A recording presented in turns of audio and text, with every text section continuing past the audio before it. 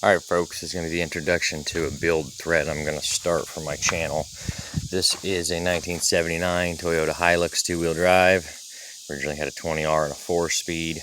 First day I got it, I swapped it to a 5-speed.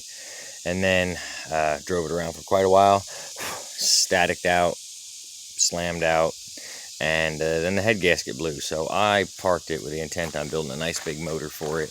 And life came about, and during that time, I came across this. This is the remnants of a 1997 Toyota Tacoma two-wheel drive, and it's a 4-cylinder 5-speed, 2RZ 16-valve with the W59. The initial plan was to section at the pinch welds all the way around the cab, including saving the flat back of the cab. The 79s are notorious. They got this like little dump truck cutout thing or something, and you can't put speakers back there. So I was going to use the back of the cab as well. So that plan is still in action. I'm going to still use this cab floor and firewall and everything under the 79. The one place that the plan of action has changed is I was intending on putting a 2UZ 4.7 Tundra engine and transmission combo into my 66 F100 pickup. I still probably will do that, but seeing as I have my little Toyota back after 3 years, and I've always wanted a V8 Toyota in my 79 Toyota two-wheel drive, I happen to have the entire bolt-in package. 2UZ 2003 model, last year before the variable valve timing, starts and runs. Ran when it was pulled, harness, everything right there ready to go. Rest of the parts are in the shop on the shelf. I have every single component necessary to run that engine and drivetrain package in the Tacoma. So my plan is, before I rip the body apart, I'm going to do the V8 swap. I'm going to pull the 4-cylinder manual transmission out. I know, yes, it's an automatic on the 2UZ, but I'm making a bagged daily driver type vehicle out of this, so I don't really care about shifting gears all the time. I'm getting old. I'd rather just put it in drive and hear the V8 rumble and scrape some frame down the road. So in the next few weeks, we will be getting this engine and transmission started back up. It runs and drives as well, nothing wrong with it. This will actually find a new home in a 1978 model, previous body style to the blue one I showed you, that I have out in the backyard. It was another one of my builds. It has a 20R head on a 22 block.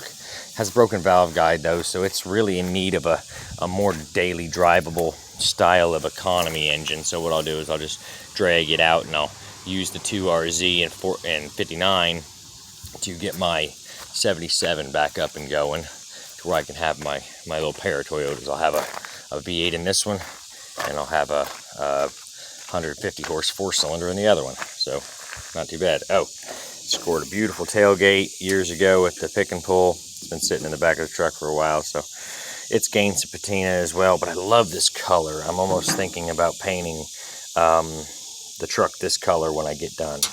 I've got a fender to the driver's side in really great shape as well. I'm still hunting. If anyone has a 79 to 84 model passenger side fender, preferably in patina blue, to where I could just toss it on for a while. I'm also hunting headlight buckets. I'd take a front bumper if you guys can find one. You can contact me at Rusted Ratchet Garage on Facebook. Any other little things. If anybody's got any of these little Toyotas sitting out in their backyard and they want them gone, I love to save these things from the crusher, and if they're too far gone, I at least get the parts to the people who are trying to resurrect these beauties and keep them on the road.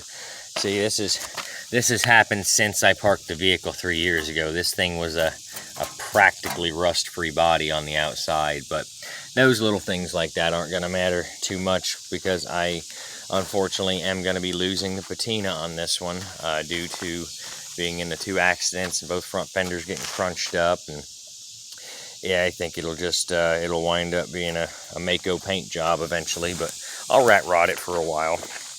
Anyway, little Datsun project is coming along. Never done a preliminary on this one. I'm not gonna bother opening it right now.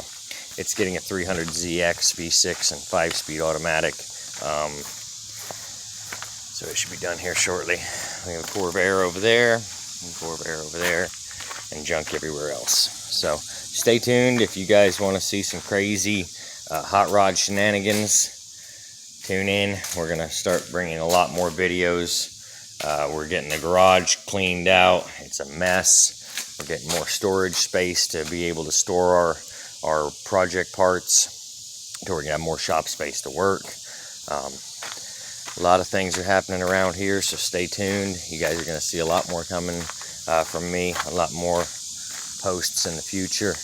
Got a lot of really cool projects to bring you guys. We've got a 64 Chevy panel wagon. There's my 66 F100, and as you can see, a yard full of cars. We'll have how-to videos. We'll have just good old country boy fun. We'll do some full sends. Anyway, I can't wait to get the V8 rumbling in this little bad boy here with that little 97 power steering rack and pinion frame under it. And that thing should ride so much better than the 79 frame that I had slammed way out. Little Tacomas, you can drop them about 5 in the front, about 7 in the back, and still carry a factory-like ride. So we're gonna get a little bit of upgrade and update to the Toyota situation. But it's been 3 years, folks. 3 years since I've seen this beauty. Actually,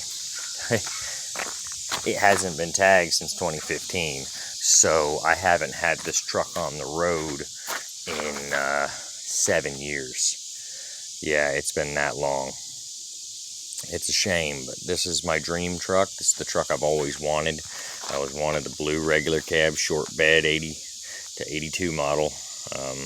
I like the round headlights, 79 to 82. So this is gonna be my baby when it's done. So I hope you guys enjoy Toyota content, especially V8 swap Toyotas. It's coming in the near future.